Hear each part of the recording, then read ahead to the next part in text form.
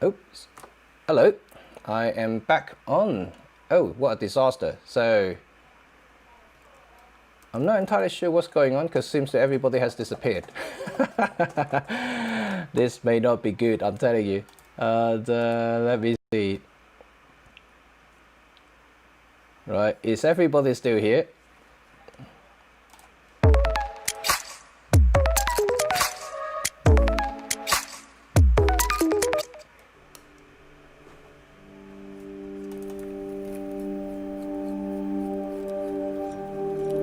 彼の残した言葉の中にもあるんですが、いい写真を撮るための最初の条件、これはカメラを持っていることだと。彼が一番思考していたのは。Okay, oh, I got people coming back in. Right, okay, sorry about that, some technical error there. I have no idea why the connection just dropped as well, and I know I restarted the thing, but somehow, somewhere, something going on. But luckily, I fixed the screen sharing now, so I will be able to tell you exactly what's going on. Okay, that's fantastic. So let's continue my conversation. Hopefully you are all here, still here. Oh my goodness me. How good a restart could there be? This is the best restart I ever had, have a big technical glitch straight away. Okay, right. So Rob, thank you for nominating some of the photographers, and let's restart again about the nomination here. So Rob, you've suggested Matt Wagner, and which is a very, very cool wedding photographer. And like I mentioned, some of these photographers who you nominate doesn't need to be old master or anything like who are super famous, magnum photographers and award-winning journalists and things like that. It don't have to be. There could be anyone who inspires you. Even me. I could be the person who inspires you. Hopefully no one actually inspired me. Sorry, no one actually nominated my name. Anyway, so I'm just joking. So Matt Wagner, I did check out his work, and I'm glad that you shared that. So I'm going to share his work with you guys. So let me just get into Matt. I'm trying to find Matt here. No, that's not Matt. Nope. Right, you know what? Yeah, it's actually getting quite crowded here. Let me just shut down some of the pages here and just to see exactly what's going on. Brazil. So you can see that I did actually open up a lot of tabs here, and they're all different photographers you guys has nominated. So that's cool, isn't it? So Brooke, that's one of them. Rob, okay, and Matt, that's Wagner. Yes, okay.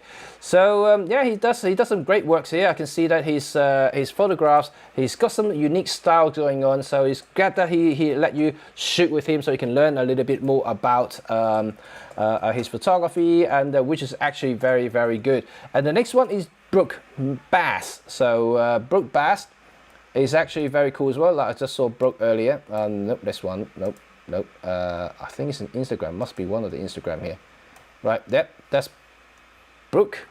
Right, okay, and yeah, I can see that she does a lot of portraits and intimate portrait, I would say, for couples and things like that. So it's a very, very interesting style that she got there, especially color tones. And I can see that the appeal, and also that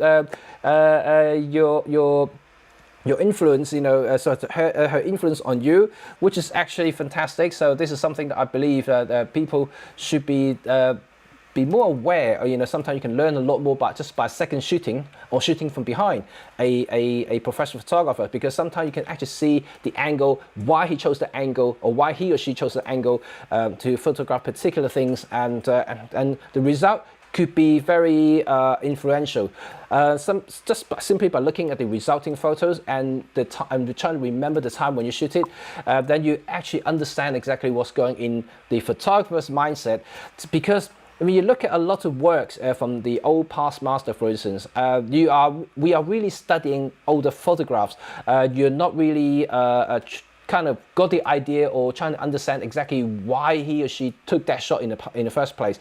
We can imagine, we can kind of study, we can kind of guess exactly what's happening in his mind or his or her mind at the time.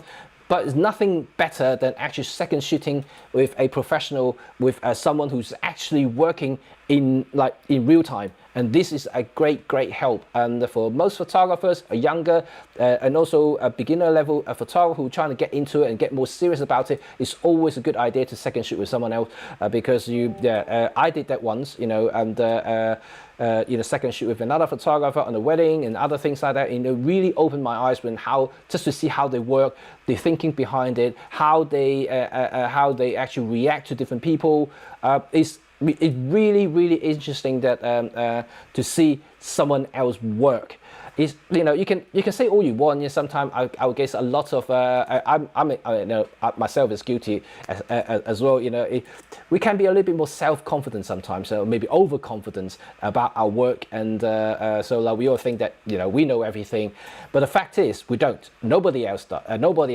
No one knows everything, right? You know, even you think you're the best in the world, but tomorrow there'll be another guy better than you. So I think it's always go out, have an open-minded approach, and that's the best thing you can do.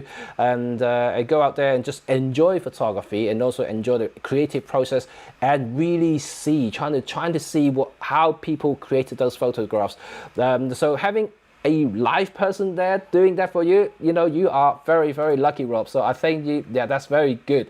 And the third nomination you have here is Chris. So you can see that Chris here, and I also did check out Chris. I think it's this one here. Right, that's his macro work, right? So he has some fantastic work there. You know, although that I'm just not really a macro person, because I'm actually quite scared of spiders and stuff, and it's not really my cup of tea there, his photos. But yes, it's stunning. I mean, I can see that the work that he did is definitely phenomenal. I particularly like one of his photographs, which is this one here. Hopefully I can see this one if I click on it. And this is good. You know why? Because it has a ladybird there, and also had that spider lurking behind it. I think this is cool. This is really cool. But I'm not the type of person who's just trying to, you know, get close to bugs and like things like that. You know, when I do test macro lenses, I'll do something, but it's not really my thing.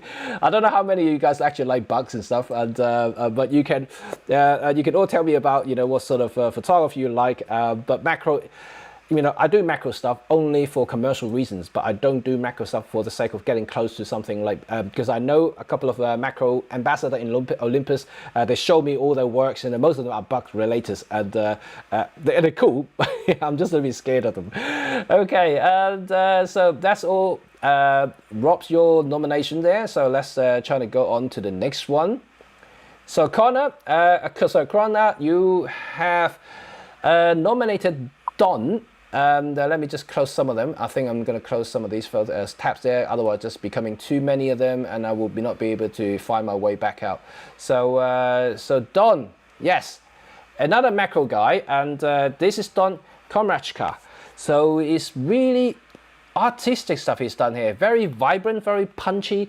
You can actually tell he has a unique signature there, and he loves to play with water drops. You can actually see that.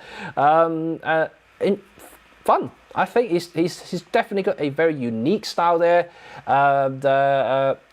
Definitely very different. You can see that earlier compared to the other macro photographer, his style is totally just 200% different compared to the other one. The other one is more you know, just get in your face, you know, just go straight into the faces of the bugs.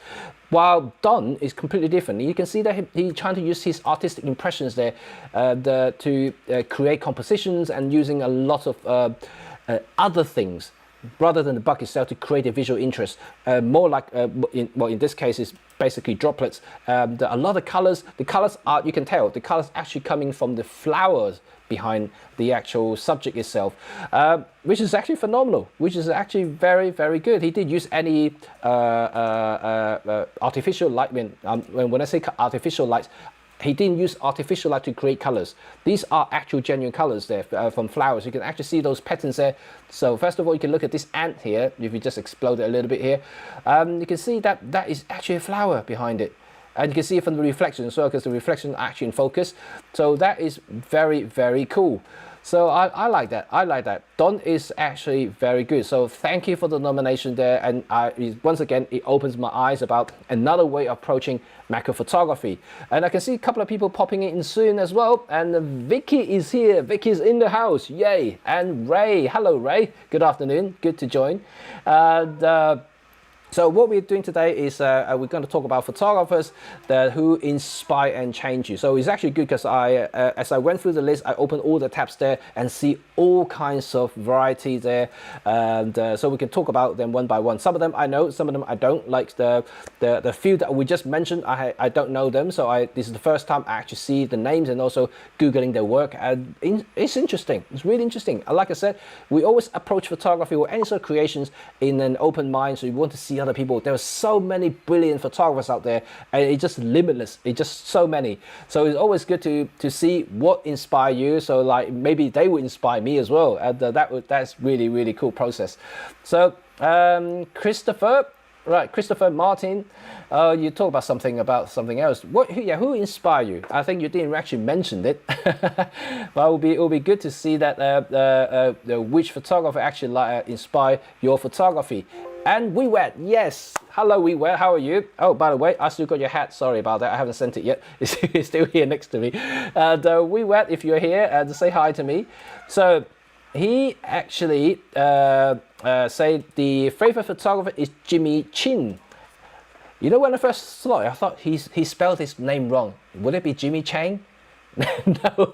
Then I googled Jimmy Chin. Yeah, Jimmy Chin is phenomenal. He's actually really cool dude, you know, like he's got one of the best travel adventure photographers I've ever seen. He's got his brilliant works. I went on his website, look at some of the film that he produced.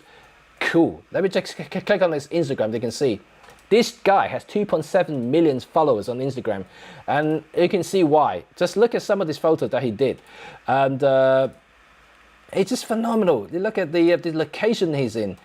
It's just crazy, right? You know, and amazing.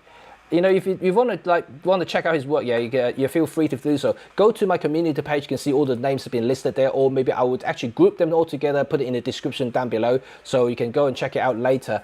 But some of these stuff are just superb, you know. And look at these locations here. It's just crazy. Crazy, right? You know, I'm not a mountaineer, I'm not a climber, you know, but if I had the opportunity, had the fitness to do it, I would do it. You know, this is really cool, and it's just wicked, right? And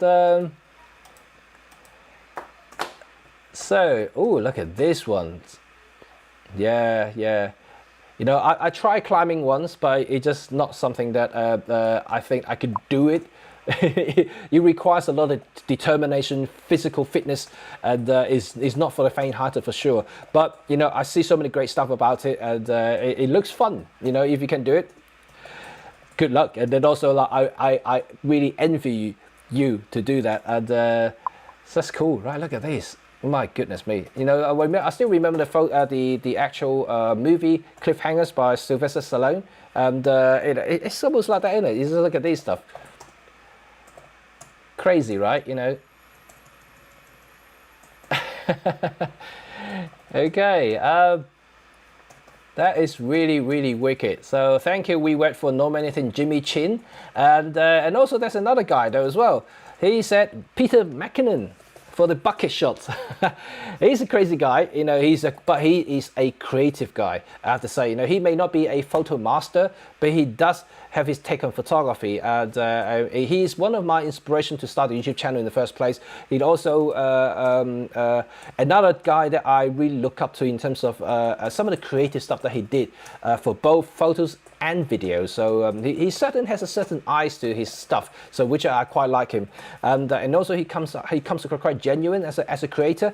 Yeah, so yeah, I would concur about your nomination, We Wet. That's very good. And he also mentioned my name finally for portrait in video stuff, Robin for macro, and Peter Forsgard for other stuff, which is actually very good. And then another one. Okay, so I can never pronounce your name. Sorry about that. So Vivian Meyer, Edmundson. Right, so you nominated 3 people for dramatic documentary photography. One of them is actually my hero as well, who is the one of the early and also known street documentary photographer in Hong Kong. His name is called Fan Ho, who passed away unfortunately a couple of years ago, and his work is cool. You know, like I have Fan Ho stuff here. Let me just try to find it. Fan Ho, and I just have a tab for it. Let me just Google it. Oh, where is it gone? Oh, there you go, Fan Ho. Right, so this is, you know, basically because of copyright issues, I just don't want to just download his photos and put it up here. So instead of that, that's why I'm sharing the screen here, and it's also easier for me to just basically browse through and sort of give you a thumbnail a page of what his work is like in about his portfolio, so to speak, all his famous photos. Because once you Google, they always show the more popular photos, right? So there you go. So Fan Ho is definitely one of the early days photographers in Hong Kong, and who loves using shadow and light to create his images and also textures. And some of his styles is definitely very creative, especially you know, the historic importance of some of these photographs. It just really, really cool. It reminds me of older Hong Kongs when I was a kid and things like that. But obviously his time was way beyond, way before even when I was a kid. So he's much older, and his stuff is just cool. Looking at some of this older Hong Kong, it just gives you a lot of historic values of everything. But his later work is more like a montage and artistic approach, which is also really cool. It's different, very, very different to his early works, but I definitely enjoy some of his creations. One of them is like this one here, that you can see. It's cool, right? You know, just how he created these images here. You can tell it's been Photoshopped, but or not Photoshop, but technically just kind of combine a few images together. So it's a montage, but it's very, very unique approach, and also highlighting, you know, the contrast between you know, the older Hong Kong and the more modern Hong Kongs. So it's actually very, very important to see their, you know, his vision about like, looking at Hong Kong. So all these photos all about Hong Kong. This was actually really good, because how like often do you see a photographer really focus on one place and one place only? Not many these days. A lot of photographers actually so broad now. You know, they will travel, they will look at different places, they go to different landmarks, they go to all kinds of places, you know, all around the world. They're rare. It's so rare to find a photographer to just focusing on one place and one place only. And Fan Ho is one of them.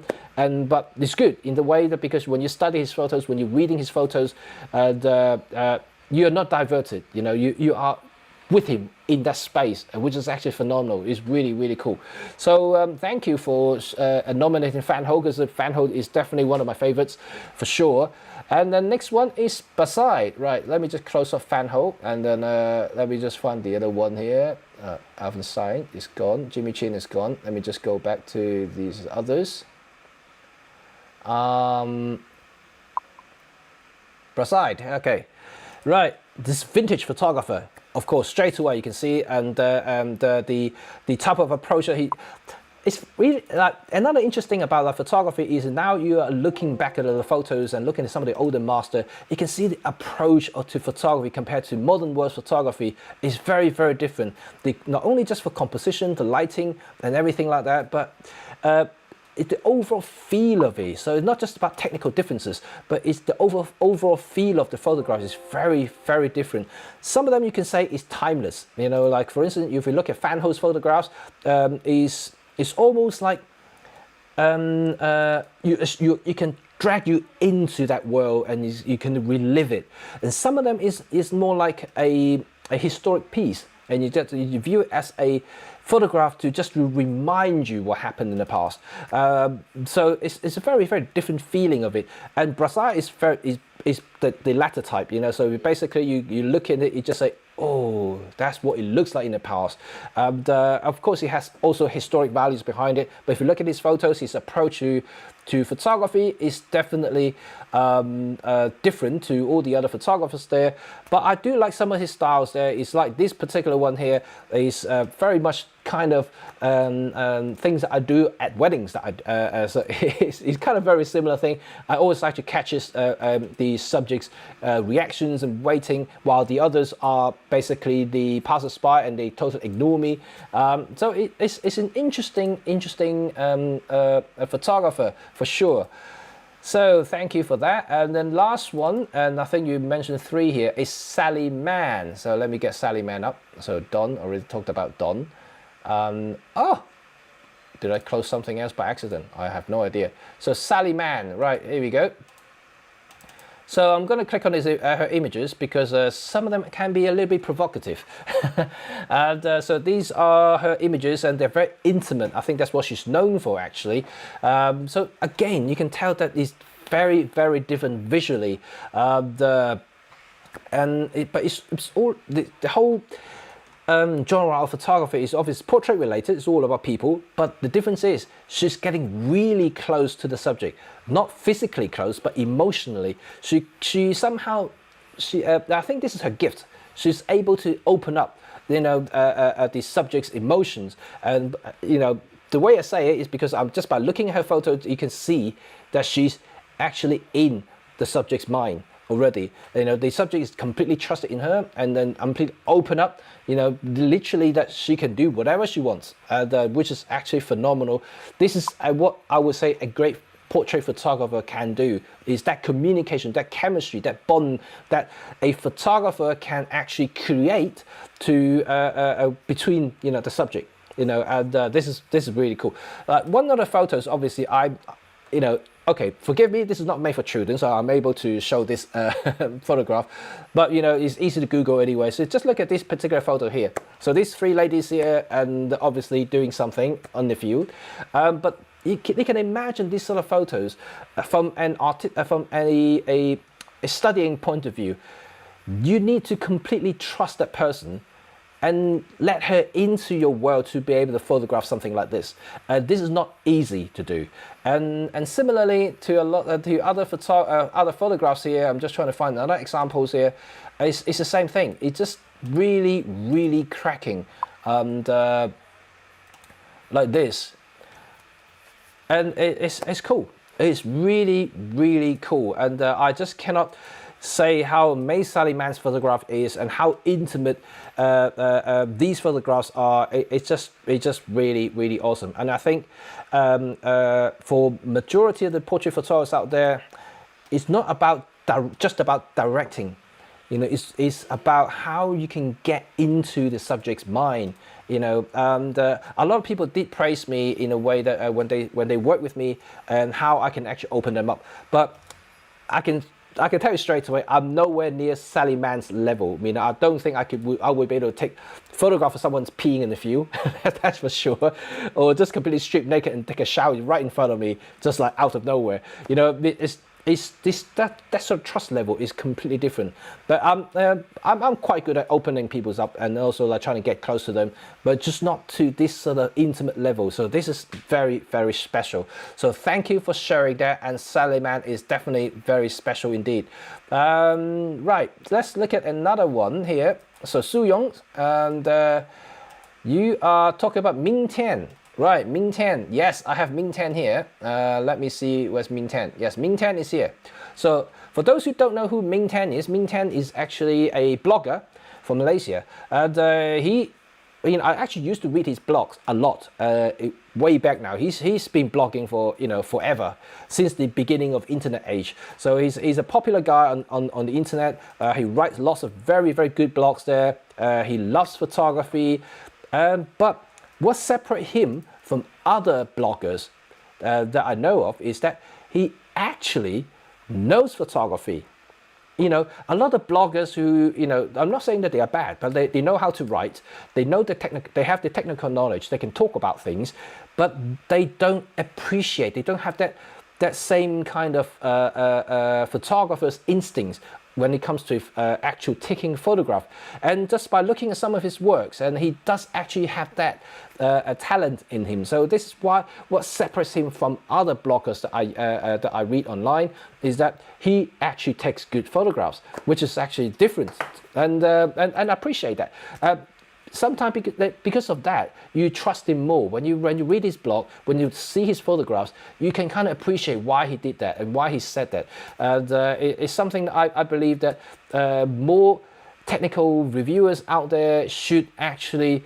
I wouldn't say that they're bad, but I would say that they should appreciate photography and maybe learn a bit more photography before they start reviewing stuff. Simply because you can be very good technical reviewers, talk about specs and stuff like that, but without actually learning to appreciate photography to the level that Mintan did, and it's really hard to convey that message over. How can you use this camera to do this, or why would I be using that lens for that? It's without showing that actual proper photography to relate to that. It's quite hard to for any users, for any budding photographers to actually understand exactly what you're talking about. So Mintan had that talent. Mintan actually has that a photographer's mindset, so which is very good. So a salute to that. So thank you for sharing that. And Mintan, it is actually very good indeed, and I do concur with your nomination. That is very, very good. So let's see it next. And Julian, and you nominated 2 masters there. So first of all is Alex Webb. Who doesn't know Alex Webb? He's a Magnum photographer. Of course, his documentary work is basically featured all around the world. And if you look at his work, it's very different to Martin Parr. Of course, Martin Parr is definitely more static, and Alex Webb is more dynamic in a way. So it's very different. I met Alex twice, and in London. So his work is obviously phenomenal. I love his work. You can see that he's very color based. It's not black and white. Although Martin Parr he's kind of like the pioneer and color documentary work photographers, and he's also now the president of Magnum Photographers. But so Alex is you can see his stuff is different, very different to Martin's work, and you can see his tone. Look, I haven't talked about a lot about tones as such as well, because you can see a lot of these photographers out there, and especially in the film era, not like digital, because digital you can kind of almost change the look and feel of your photograph at the touch of button, in simplified terms, and so you can change it. You can change the black and white, you can change the color to different color tones, and completely change the drama, the actual feel of the photographs. But back in the film days, which all these guys are, Alex, Martin, Sally, and all the others are all film photographers. Like, they can't change it. This is exactly, they chose a medium, they chose that film stock that would suit their color profiles, and this is important to understand that. But not a lot of photographers actually understand, if they haven't shot film before, each film has its own characters, and coupled with the lens characters and your vision, it creates an invincible combination that not many people actually appreciate. People might think that in the old days, I just pick up a film, put it in the camera, wind it up, just shoot the subject or shoot the scene. It's not as simple as that. If you're one of those people like Alex or Martin, you understand why they chose that film stock. Like Steve McCurry, why would he choose Kodachrome? And it's not just about the name Kodachrome. He loves that character, because that characters, the film characters actually suit his character. Coupled with the lens characters, it's all mashed up together into a great recipe, and that's the successful thing about the successful recipe a photographer creates for their signatures. So this is interesting to understand. In today's world, obviously, it's very different now, and because we all have digital cameras. If you shoot with a Sony camera, for instance, if I shoot with Olympus, my color profile will be exactly the same with any other Olympus shooter. If you start from the base, if you don't modify it, you will never gonna stand out, because everybody's colors is exactly the same. So like, you really need to learn. That's why I say like editing is actually another big part of digital photography these days, because that is what sets you apart. And that plays a big part of it as well. So for people who may not understand digital photography as much, it's not simple about just taking photographs and put it in Lightroom.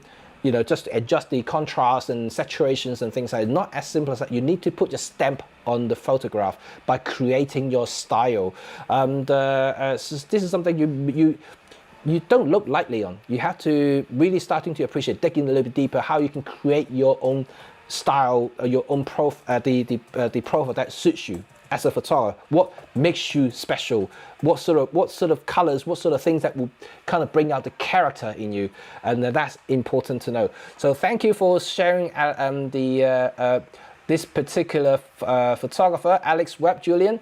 And the next one is, of course, another super cool dude, a Sebastiao Sagato. And let me just close Alex Webb, and there you go. So of course he's known for his black and white work as well, and you can see that his work is definitely different. He's very punchy, very kind of HDR-ish kind of look, but you can tell straight away he loves drama. He loves drama to the extent that, you know, it needs to make you scream. So his work is totally, once again, different, but that's his signature. That's how he is, and that's how he pursued as a photographer. He doesn't like any other things. He just want to focus on one area and one area only, and this is good. And I guess it is for a lot of photographers out there, if this is your first time or beginning in your photography journey, it's always kind of good to first learn about everything, of course, but when you mature, and when you learn more, when you become more experienced in photography, it's always good to just focus on a smaller area. You master that area, and that will become your signature, and that will becoming your profile and becoming who you are as a photographer and the type of photographer you are. So that's what I would suggest to everybody. And you can see so far, you know, we looked at many photographers out here, and they all got their own distinctive style, distinctive look. And you can tell that type of person who he is and what sort of thing he's into. So like, they're all different, and that is what a successful photographer should be. So that is very, very good. So thank you for that, and let's close that up. I think I've done. I haven't closed that done. I might have to actually accidentally close off one of them. So Ricky, I think you're still in the house. Hopefully you're still. So he actually nominated 2 there. First of all is a wedding photographer called Sales Chong. And I actually didn't know about his work, but now when I look at him, right, this is his work. Very digital, very modern, very commercial. So he's a wedding photographer by trade, apparently, and so that's why I googled him. Different, I would say it's very different. Not say it's good, it's bad, but it's actually very, very good, but in a very commercial way. So I would think that this sort of photograph would appeal to the more commercial look communities who enjoy sort of commercial look. Is more like basically more Asian styles, because they will really kind of enjoy this sort of heavily edited video, so not video, I mean photographs, less so in the Western world, because most of the wedding photographers, they're very, very different in the West, but maybe because of that he's different, and that's probably why he's very different and special in many ways. But you can tell that a lot of the photographs is very heavily edited. That's from Shanghai, you can tell straight away. And like these are definitely photoshopped. These are composite, and some of the work is just really, oops, I clicked on the wrong thing. I mean, let's go back. Yeah, you can look at this photo here. Interesting. So he's definitely a commercial photographer, type of wedding-ish photographer. I don't know how to name it, but it's interesting. Sales. I'm going to keep his name on my list, so I'm going to study his photo a little bit further to understand him more. But he's certainly got a distinctive style. You can tell straight away. But to me, he's really into his digital art, and that's for sure. So another thing that Ricky suggested is Wanimal. Right, when I first heard it, I thought Ricky was joking, but when I googled the name Wanimal, this come up. Actually, I did accidentally close up one of the tabs, so let me just go back into it. So this is his photographs, right? Sorry about that. He's a little bit provocative once again, and he certainly is unique, very different, very provocative was the word I would say. Interesting stuff he's got here. He's quite a character, I can tell. which is interesting guy to actually understand a little bit more. He likes his nature approach. Interesting.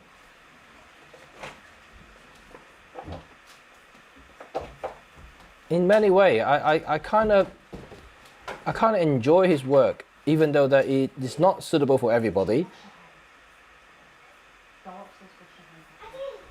I like the way he using lights and colors in his photographs, and also textures. So that's quite different. He does reminds me of another photographers in the past, and almost kind of like Huey Newton type. Obviously everybody knows about Huey Newton. He's actually another favorite of mine, and I went to his museum in Germany, in Berlin, and that museum is actually cool. If you haven't been there, Huey Newton in Berlin, go to the museum there. It's really cool, really cool. And I still see that his Billingham is still in the shelves, and it's really entirely tattered, broken. Billingham bag is still on the top of the shelves there. It's as a display, of course, and yeah, it's amazing. He's an amazing guy. Right, okay, Bill Brandt, yes, first footprint photography. Your one is Bill Brandt. Let me bring up Bill Brandt here, and this is Bill Brandt. Right, let me bring up his images. Right, so, style, yes, certainly. Bill Brandt is very different again, and he's very artistic. You can tell straight away his work is totally, once again, different to the other photographers. And he likes minimalistic, kind of abstract-ish kind of thing. And you just look at his images here, like some of these is weird, but at the same time, very interesting visually. And look at another one here. I love this. That's great work. And I like this. It's a fun thing. He probably very look at this. So obviously, if you can tell what it is, but you can see these two images here. He got a similarity here. Obviously, this is actually someone's arm, and but this is obviously the actual bump of the person. So he was into something, but it's interesting that he took that approach there, and he's really into human body parts in a way at some point, and he was really looking into certain things. And yeah, it's definitely unique. I like him, and he's certainly got some quality to his work as well. I took a similar photo of this actually about 3-4 years ago when there was a day when London was very foggy, and I went out and I took a couple of photographs similar to this, and I think the guy that I took a photograph of on the street was a Jewish, so he does have very similar in terms of appearance. I got high hat and long coat and things like that, black. So yeah, it's very kind of interesting visual. And that's one of his obviously famous photos. Fantastic, thank you for sharing that. So Keith, finally, that's the last one here before I move on to your comments here, is Ansel Adams, right? Yes, who doesn't know Ansel Adams, right? He's the black and white master, right? And look at his landscape work, it's just out of this world. It's amazingly contrasty, amazingly composed, amazingly exposed. Full stop. Brilliant photos. Most of his work is just good, and but I just love the way he does his work. Don't forget that he is shooting with film, and like and most of the cases using medium format, and it's a very different thing to shoot with when you are shooting landscape, trying to get everything in focus. It's a technical challenge for a large format cameras. When if you don't know what I'm talking about, ask any landscape photographer's buddy that you have, or anyone who shoot landscape, would tell you getting depth of field for everything in focus is always been challenging. In digital terms, it's easy. You can do photo stack, you can shot a number of times, you can stop down the lens, but most people will still stop down and photo stack at the same time, just to make sure everything is pin sharp. But this dude, shooting in film, he didn't photo stack them. He managed to get everything in focus. So this is what just really like amazes me. This and I think it's actually pretty cool. But his work is cool because of how he shot his photograph, because how punchy his stuff is. You know, he's almost dragged you into the photograph once again, like Van Ho. He dragged you in there. You're almost seeing through his eyes and getting in there and just kind of roam around in the wild into that landscape there. Just want to see exactly what's behind those woods. So this is what I like about Ansel Adams. So that is very fantastic, right? Okay, cool. I think that.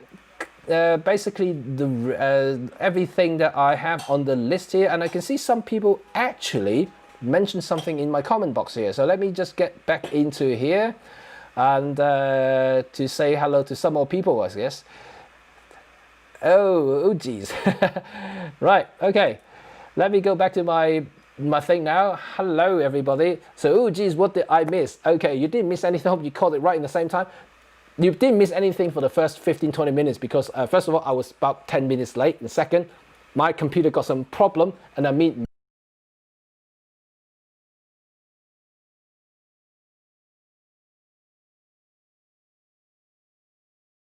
programs I couldn't share screen, so like I had to reboot it. So like basically you're catching the right moment here. So hopefully that you're still watching.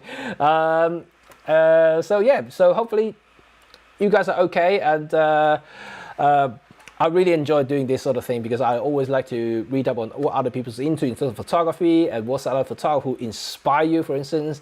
And Matthias, your Steve McCurry is your inspiration. Similar to me, like I mentioned, I love Steve McCurry, but only the early days of Steve McCurry. Not so much of his digital version of Steve McCurry, if you know what I mean. Yeah, he's a great guy. He's a great guy. I mean, I have probably about 6 or 7 his photo books, and I mean, I like his work. I do like his work a lot, especially his African stuff is really cool. Hello. And Ray, right, from a portrait fashion commercial point of view and someone who started around the same time I did, I'm so glad that I know how Jay Morrison has done for himself and continue to inspire by him. Jay Morrison, right. I'm gonna just take it up so like I can share with you guys who Jay Morrison is. Right, let me just get his images out so hopefully I can show you exactly what he did. So there we go. Let's get this up here. Oops, let me just close off the this one here. So right, this is Jay Morrison's work. He's a very clean commercial type of photographer, and you can see that his work is very colorful and he likes the vibrant and uplifting mood in his photograph, which is actually very cool, and I do like that. It's very 2000s, his photos. He's definitely a modern photographer. He's nothing that would drag you in history and things like that. Nothing like what we actually saw earlier. Yeah, his work is nice. I do like his composition. A lot of his facial profiles photographs are pretty cool. Nice work. I like that. I'm more of an like I mentioned, I'm more of an instantaneous and spontaneous, emotional, candy kind of guy. So like if I am a photographer, this would be the type of photograph I enjoy more than any of the static shots. So I would prefer a more animated photograph. So it will be less so of these, but will be more of this. So that would be kind of my take of photography. But yeah, his work is nice, very nice, and. Oh, I like this. Interesting. Very good. Right. And let's see another one here. I think I got to see some more nominations here. And Vicky, none of my inspirations are on the Instagram. They are all dead. Yeah, you surprised at my age. No, Vicky. No, one of my favorite fan hold dead already. Actually, a few of them are dead already. So like not just you.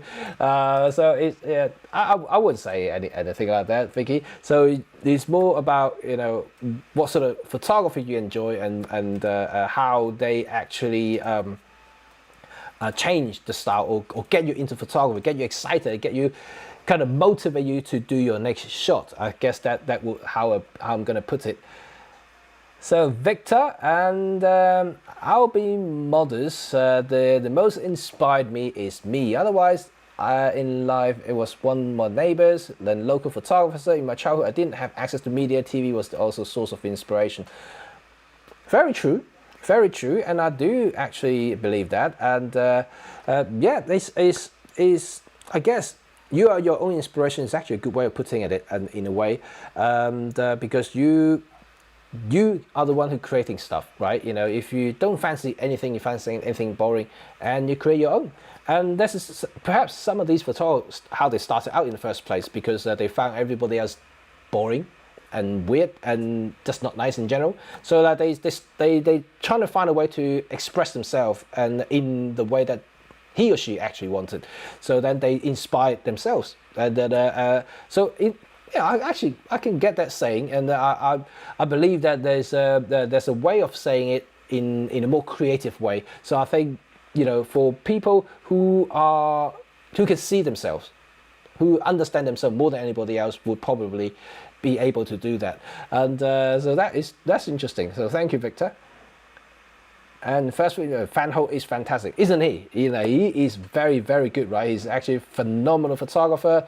Try to get some photo book of him on Amazon. You know, he really is something. I do prefer his earlier work, like I mentioned, and because it has so much historic values onto his photographs.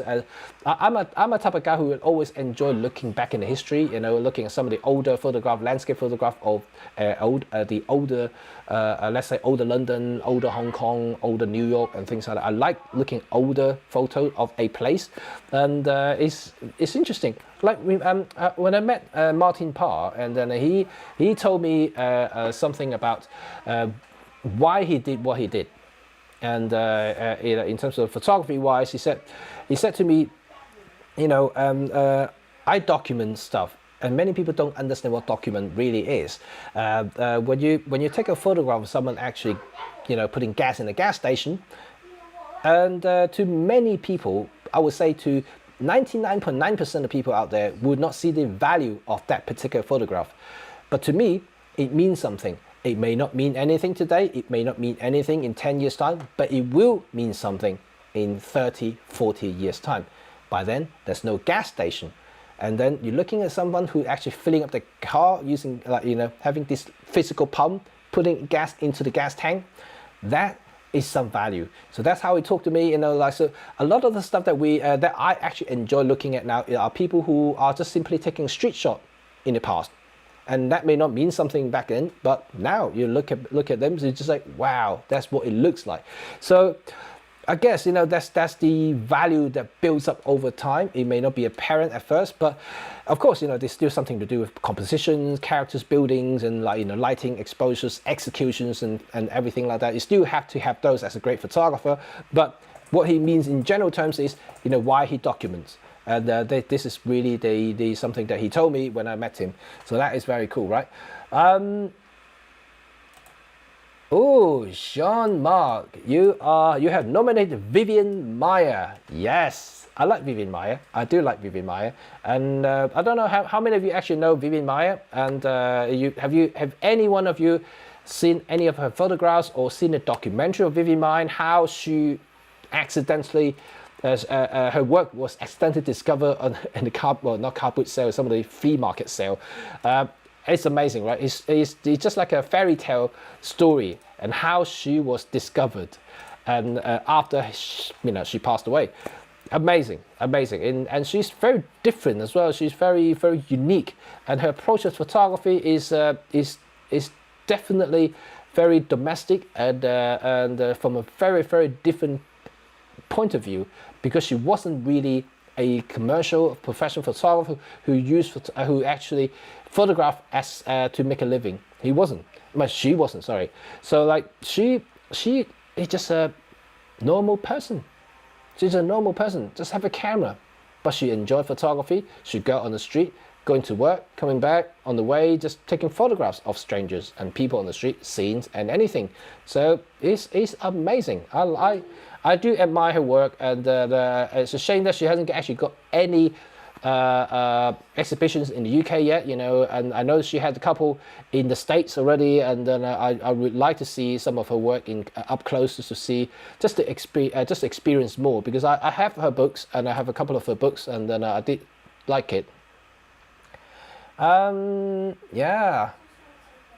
Hello, oh, hello from Sweden, and Brunei, Malaysia, hello there, and John Allen, hi. Ricky. Joe, hello from Netherlands, I guess, NL. Right, as a photography student in the 1980s, and Ansel Adams' Moonrise over Hernandez was a fave. Nice to see his work again. And I guess, you know, like if people don't understand or appreciate Ansel Adams, go back now.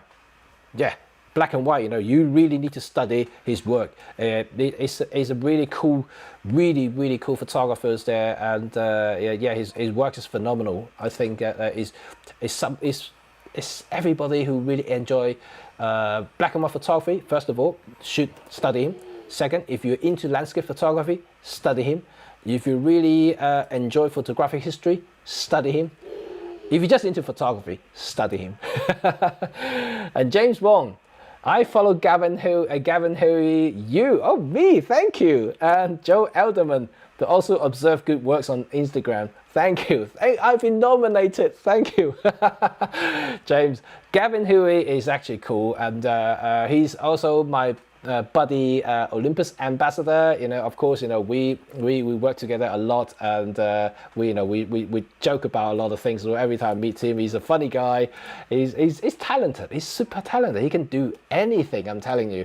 And so, you know, in terms of creative portrait works, you know, Gavin is cool. He's really good with his lighting. And if you don't know who Gavin Huey is, you know, like you should not be here.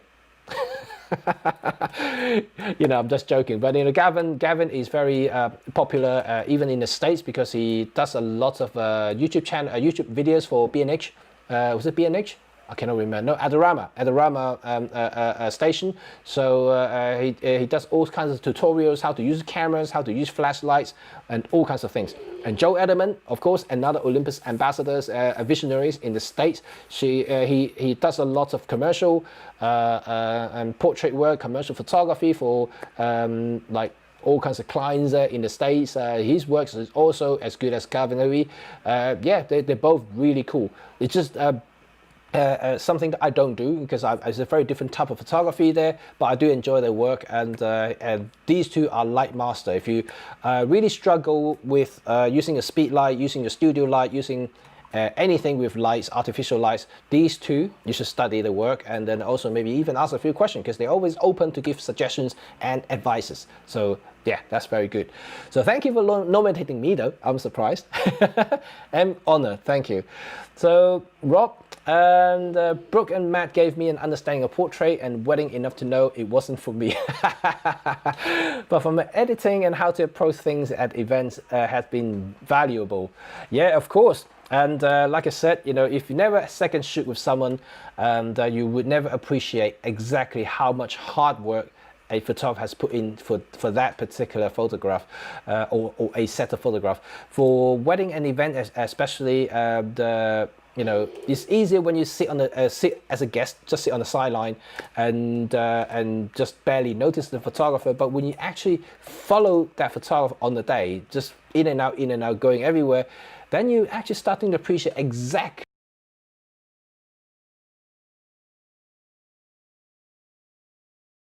to complete the day. You know, like wedding is hard work, and same as portrait. You know, like when people saying that, oh, portrait session is easy, you know, you're just meeting the client for an hour or two. But remember what I talked about Sally Mann? Remember what I talked about me when I'm working with my clients? You know, like how you open up the client's heart so that you can get in, so you can get the natural smile. Then they can start to give you trust to you. And don't forget, yeah, if you're a commercial portrait photographer, it's not easy.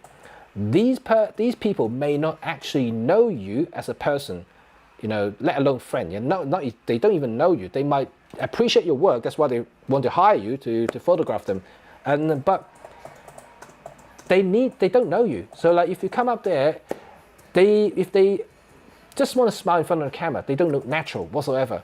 So to take a good photograph that will satisfy, you know, myself as a photographer, I want to open them up. So what I usually do is if I have a portrait session with so my talent will be sitting in there, I would spend the first 15-20 minutes talking, no photograph. I may be one or two, but no photographs.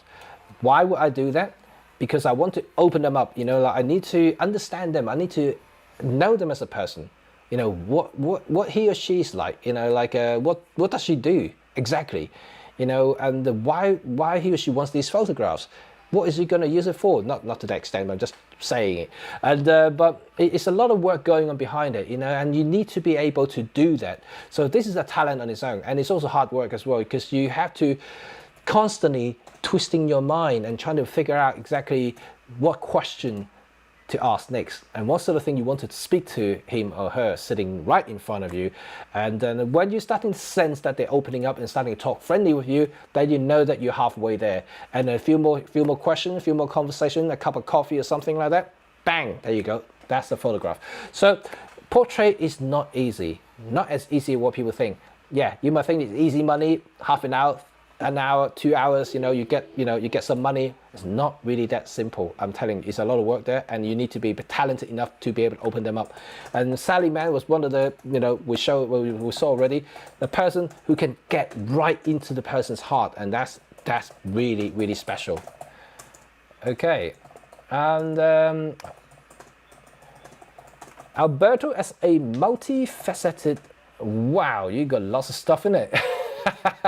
Painter, graphics designer, photographer, it deserves to be studied. Really? Okay, I will definitely check out his name and then look up on his work as well.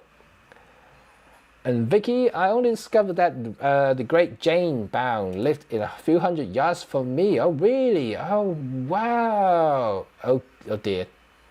Only after.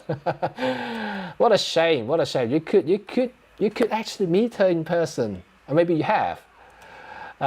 Terry, look up Robert Maplethop. Okay, let me just Google up to see, and if I can find out his work to see what he is as a photographer. Robert Maplethop. Okay, right. Oh dear me, yeah, I like his stuff. Right, okay, I'm going to share with you guys now because Terry just nominated Robert Maplethop. So let's, I'm going to head up here and just see. Wow, look at stuff here. Gosh, yeah, that's pretty nice, isn't it? Very rock and roll. Nice. There's something different about his work as well. And sorry, I paused for a second because I'm actually thinking. And every time when I'm starting to appreciate someone's work, then I just stop. My clock stops, and this is when I trying to read a little bit about his photograph. Obviously, I don't have the time to do it now, but I'll definitely go back to it. But it's got some special photographs there. It's interesting there.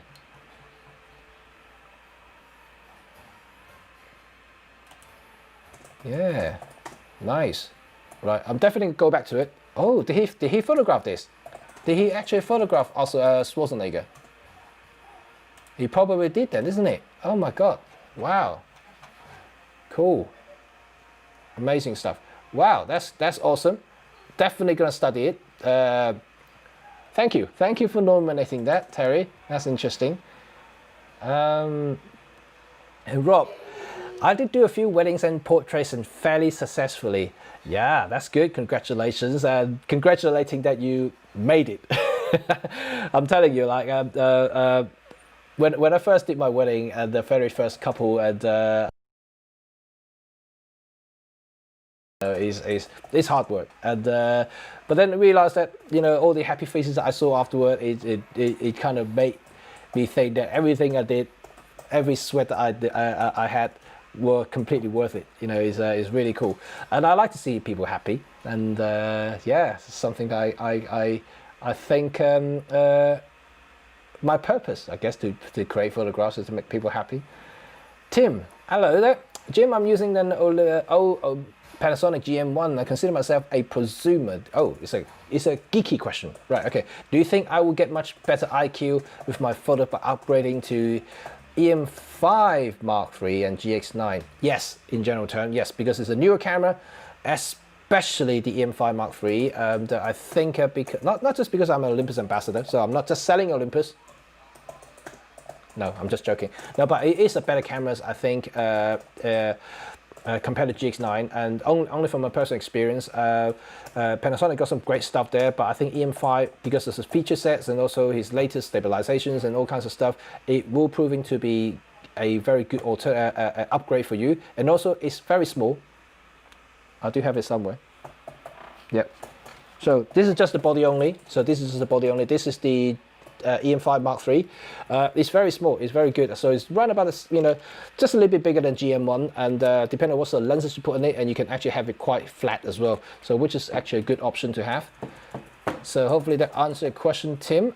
And Vicky, P.S. You should know Jane Brown. She's the greatest Olympus press photographer. Of course I know her. I didn't know she lived right down the street. I would have visited you. Oh dear me. Oh gosh. Right. Okay. Hello from Netherlands. Hello. And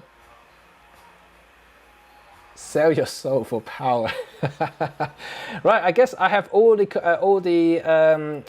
comments answered. So thank you for everybody's nominations, and thank you for joining me. It's going to be a short live today. Like I said, I didn't expect to be today's one to be ultra popular or anything like that. But I'm super happy that all of you guys who joined today, and also who listened to me talk about nothing but photographers and photography. It's fun, isn't it? Sometimes it may not be just about gears and stuff like that. It's always good to actually understand why you acquire those gear in the first place, and then I guess and also really starting to appreciate the meaning of photography and what it brings to you. Not just for enjoyment, but also for as a value, like whether it's going to be historic values or anything like that. It's just so much more than that, and this is one reason why I really enjoy photography, like from the start. And I think that it brings a lot more than just the superficial stuff that most people are care about these days. For me, they mean more than just a nice picture. They have more about it. So hopefully I will do another topic on something, for instance, how to read a photograph, because many of you have asked me questions before. How do you read a photograph? When I go to exhibitions, I've never really kind of guessed or appreciate the photograph or the meaning of it, or maybe how do I read exactly what's going on behind the photograph, and something like that. So maybe I would use some of my photos and deconstruct it, and I'll let you know exactly what my thought process was when I was taking the photographs, and hopefully that gave you some insight into some photograph, and maybe I would dig up one or two of the past master photos and how I read them, and then maybe we can study them together. So if this is something you enjoy and learning a little bit more, and also follow me into explaining a little bit about this side of the photography, give me this and let me know in the comment section down below. We can schedule something up, and I think it will be quite fun as well, because this is something I can enjoy as well. So every time I go to, let's say, National Portrait Photography, National Portrait Gallery in London, and to see exhibitions and things like that, this is exactly what I do. I just stand there for like a good couple of hours. It's like, ooh, wow, is that right? This is exactly what's going on in my brain. And every time I see something in exhibitions, I would just try to study as much as I can, and trying to appreciate all the photographs in there. It gets me excited. It gets me happy. Then I'll just think about, what can I do with my photograph? What can I do with my camera? Yes, maybe I'll do this. Yes, that's it. Okay, and that's good, right? So thank you. I see everybody checking out. Exactly. So see you later, James. See you later, Tim. See you later, Terry. And also Vicky, time for dinner. Have a great week. Okay, excellent stuff. Another geeky questions, and Oh, James. Okay, you got something to ask me, right? Okay, sorry about that. I missed that. How would you consider oneself successful? I've seen some following strangers on IG and to gain follow, but not many likes. No, and right. When you become successful, people are starting to enjoy you because of your work, not just about how many you follow, how many likes you give people. Because you know, I know there are people who do like for likes. You know, for instance, on Instagram, Facebook, for instance, I like you, you like me, you mutual exchange, so we got lots of likes and things like that. But likes doesn't equate to how successful you are, because you know, success is really a measure. Not something that outside people can do. You do your own measurements there. You know, you do your own judgment there whether you become successful or not. I think I'm a successful photographer. I have my work. I do my own thing. People recognize me, and I think this is what I would call success. It's not something that I would say just about likes. You know, I think this is a lot of misconceptions there. A lot of photographers out there now, especially on Facebook and social medias, and all they care about is the number of likes out there, and it's more to do with, I guess, the quality of your work. You know, and some people may not actually have any likes, but their work is phenomenal. I've seen a few of them on Instagram, and even more on Facebook. But some of them are just really keep things to themselves. They don't interact with others, because you know how Instagrams and how Facebook works now is all down to the algorithm. You know, how many friends you have, how many connections it is, and also like how Facebook or whatever suggests your post to others if you make it public. So it's all down to that. So if you are not active, you're not really doing anything, they would never get noticed. So does that mean that he's not successful? He may actually be successful, more successful than you may actually ever imagine in the other world outside of the social media platform. You know, he may be actually one of the greatest artists who've done multiple exhibitions in the world a year. You probably don't know, because some of these people are just not online. And then so you can't really measure success based on the number of likes on social media platform. Never do that. And he or she may be a popular person, but that doesn't mean that his or her work is very, very good. So like you just have to do it yourself. Think about your work. How do you compare your work to others? Not based on the number of likes, but actually looking at your photographs, looking at your work, and compare to others, and see whether is there anything I'm better, or is there anything I still need to improve. I guess, you know, no one can judge it. You will be the judge of it. Okay, so hopefully that answers your question. And Xavier, yes, hi from Germany. Hello, you just joined me. Looks like you're good again. I am good indeed. Thank you very much for asking. And I'm feeling a lot better now. So hopefully that this Wednesday live series we're going to continue, and we're going to go back to a more regular basis. And I'm back. That's good. So I use a OMD, I don't know, Mark III, M3. Something Mark III, EM5 or EM1, I'm not entirely sure.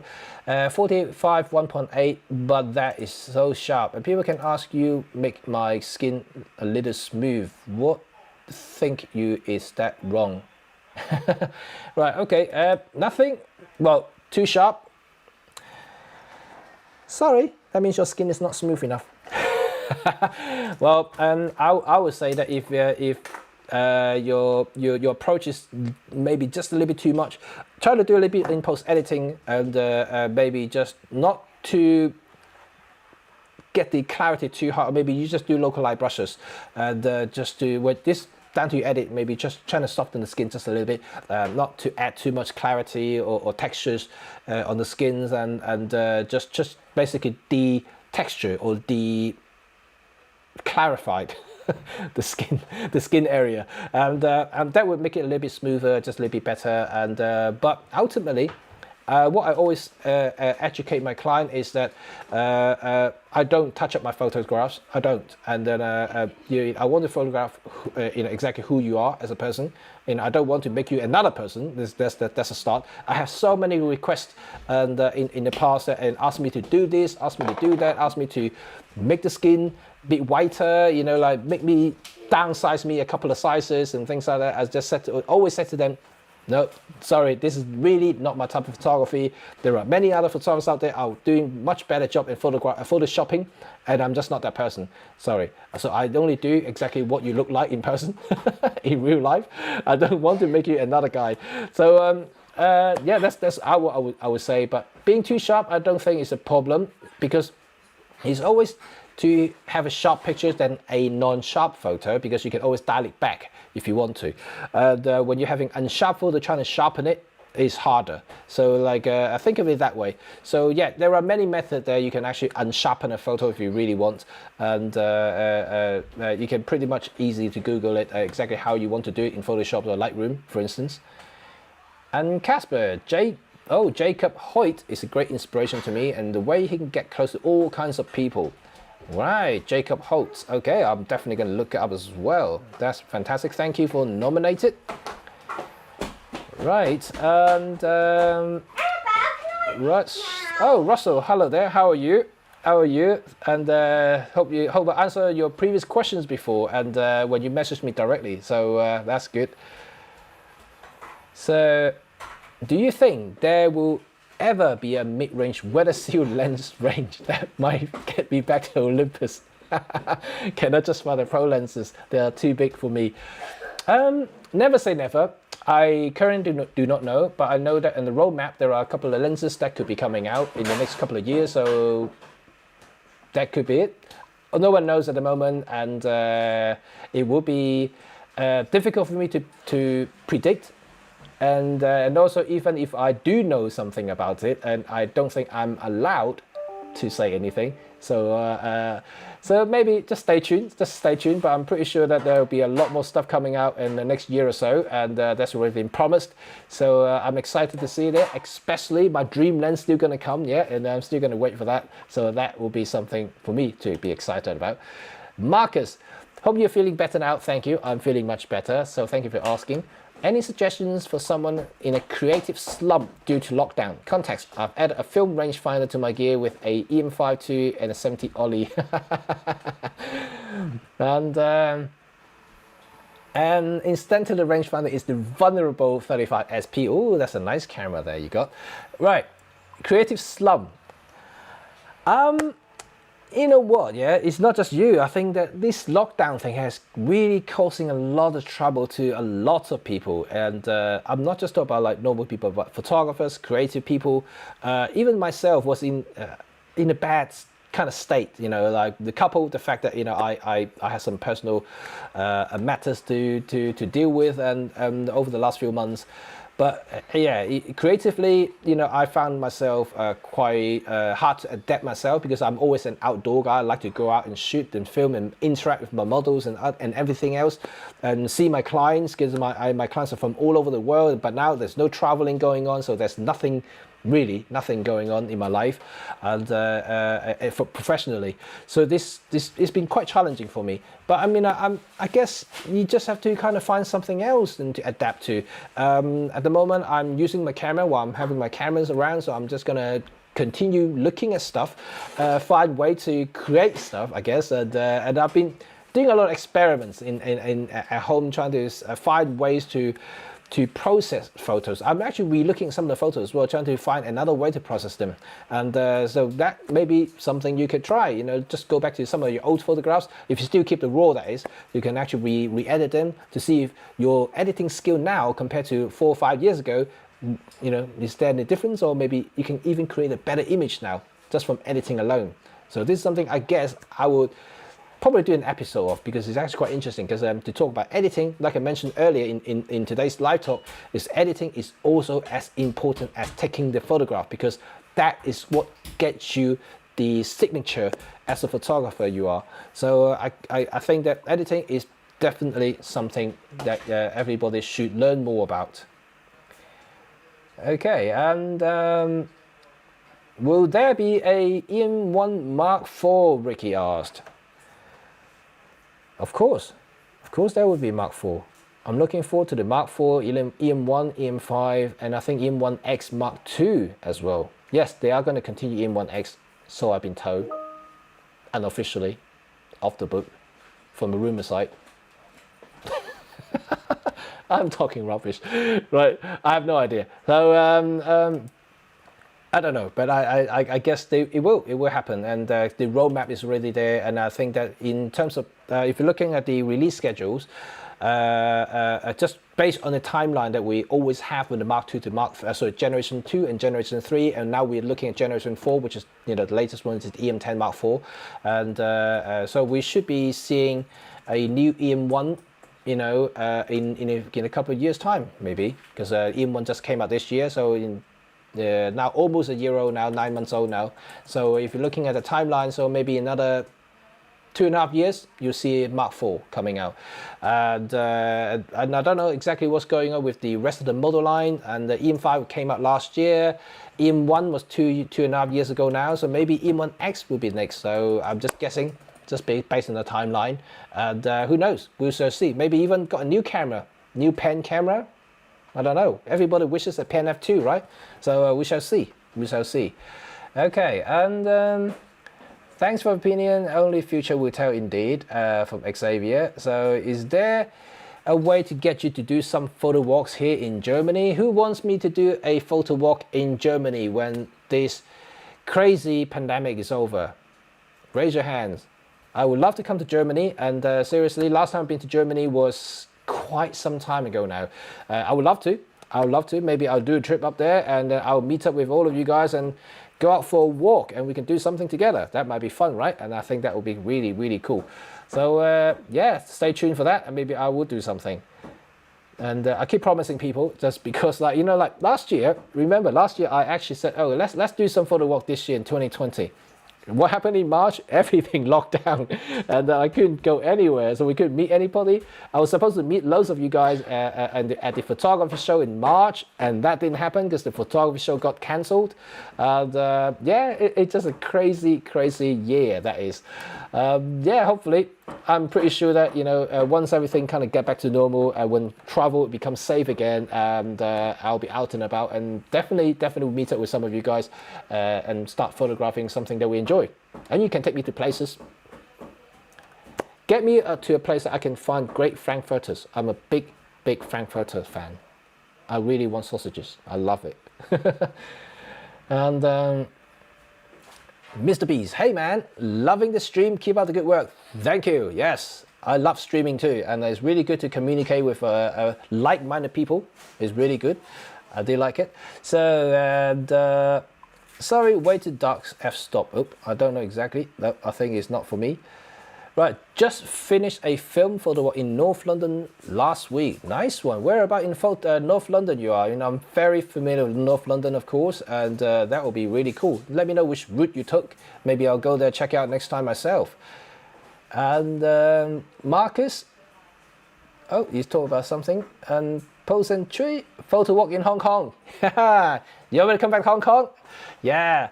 I love Hong Kong, of course, and I actually did a few walks last year, no, a couple of years ago now. I did a photo walk there with quite a few people. I did come back early this year in January to see my dad, also to work on the Olympus vlogger project, and you guys might have seen my my European release on the video. So that was what I was working on in January this year when I went back. Although because of work, I didn't actually have time to meet anybody, so I didn't organize a photo walk. I didn't do anything apart from just working. So through the entire week, 2 weeks there, I was just working every day. And yeah, next time when I come back, I'll definitely do a photo walk in Hong Kong, and I'll definitely meet some people there, and let's have some fun together with the camera. That would be really cool. Frankfurter for photo walk. Yes, you got me there now. You got me there. Nice. Thanks for the suggestions. I guess reviewing old photos would help alleviate the travel itch. Yes, indeed. That's what I have been doing for the last few weeks. I have been going back to some of the older photos, especially travel.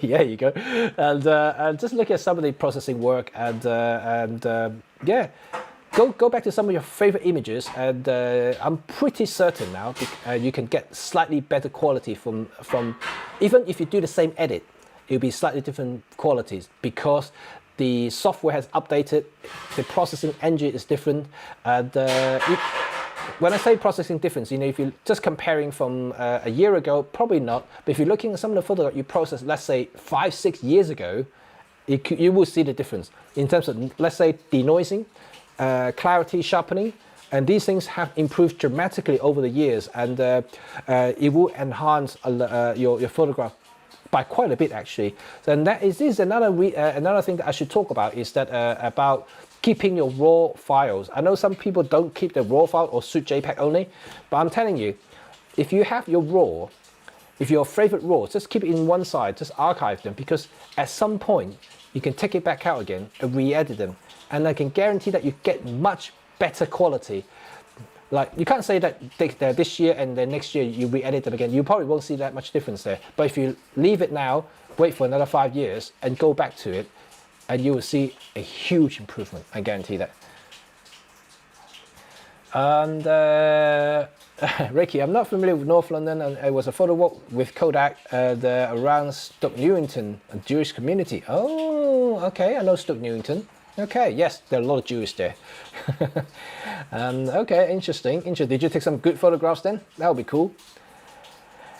James Wong, do you prefer photo walk alone or group? Used to join group, but nowadays prefer to walk alone. And well, I like both. And when I do groups, I usually basically just trying to have some fun talking to people, and also explaining to people, because this kind of like almost like a mini workshop in a way, that when I do photo walk with groups, so people usually ask me a lot of questions and I'll just explain to them. And if you talk about like just for photographic stuff, I used to do alone, just because I like to work on my own schedules, my own terms. So like if I go on to do street photography, sometimes I could stay in a location for an hour or two, just because I want to look for the best light, look for the best angle, look for the best kind of elements within the photograph. So it's hard when you have a group of people there, because they may want to move away or things like that. I mean, of course you can stay behind if you want to, but it's always got that peer pressures, you know, like, you know, oh, I'm going now, I'm going to somewhere else to photograph, and you just kind of want to follow in a way. So no, if I want to take photographs, I do it my own. So like that's very, very different.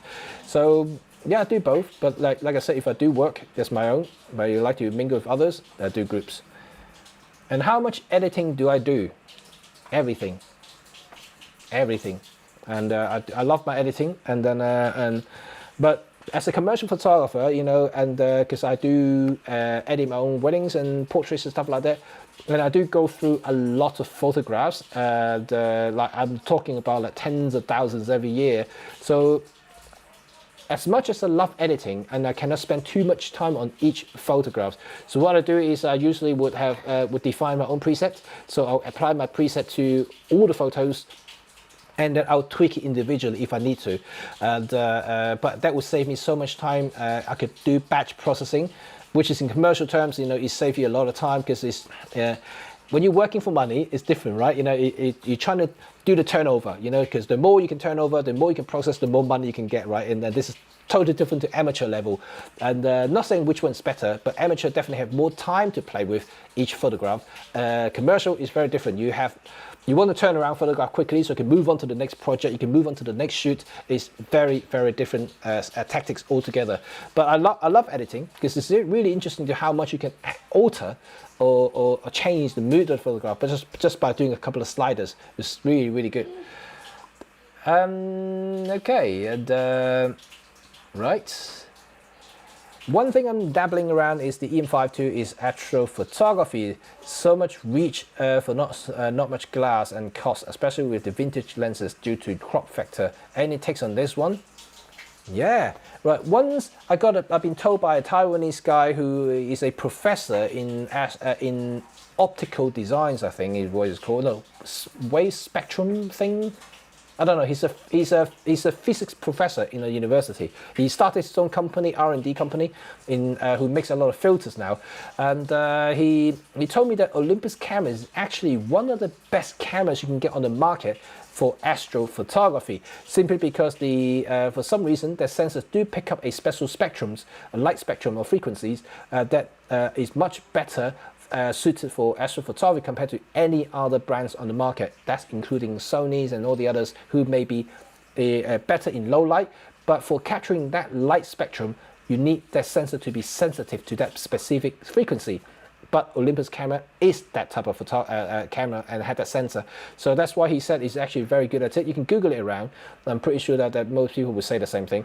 And so it is actually quite cheap. You can get EM1 too. And I know it's only 16 megapixel, but unless you want to print big, so I don't see it as a problem. And yes, you're right there. You can get some vintage glasses there to get the reach if you really need to for relatively cheap. So you can get a whole combo in just a few £100. So it's actually quite good, and being mirrorless, you can adapt any lenses to it. So I think that's actually very good, right? And Victor, for sure, inspired me for his way to talk. Oh, and he's talking about me, Victor. Yeah, okay. STC, indeed, is STC. Yes, that's the guy, STC. I actually met the guy, and I actually forgot his name. I took down his detail. I speak to him for a long time at the photography show last year, and yeah, he's the guy who talked to me about the all the spectrum stuff, and he even showed me all the scientific graphs that I had absolutely no idea what he's talking about, but he showed me everything, and then he's done a comparison to other sensors as well. You know, you can clearly see the graph difference between the different type of sensors out there, and if what he said is right from the graph, and as I can see from the graph, then the Olympus sensor does have a higher sensitivity to certain light spectrums, and that means that, you know, it could be better for astrophotography. I don't do astro myself, but I just have to take his word for it. But by looking at his graph, it seems to be correct. So just you just have to try it out to see. But yes, he did say that Olympus is by far the best for astro, and that's what he used for astro stuff. And also to test all his filters, because the sensor is actually more sensitive to all kinds of light spectrums there, so they're actually very good stuff.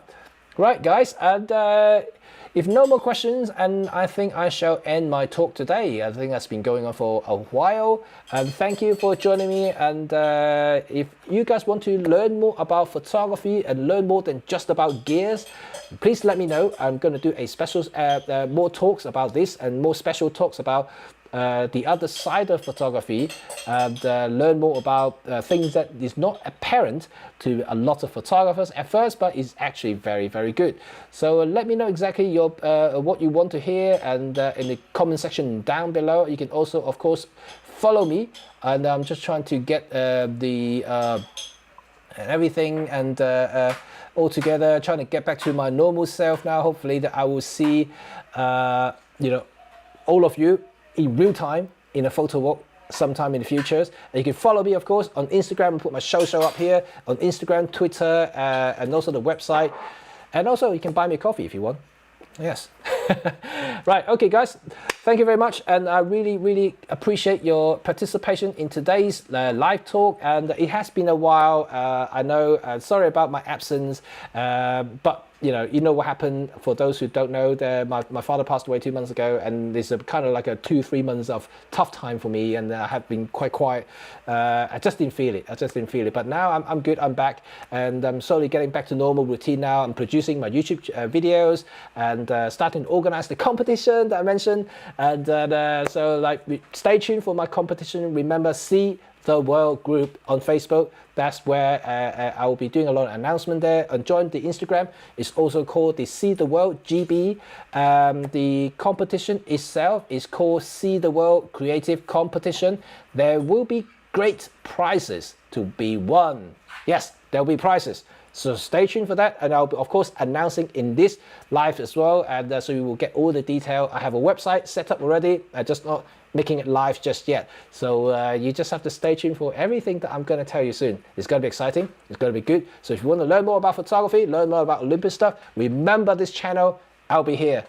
See you all very soon. I shall speak to you all later. Bye for now.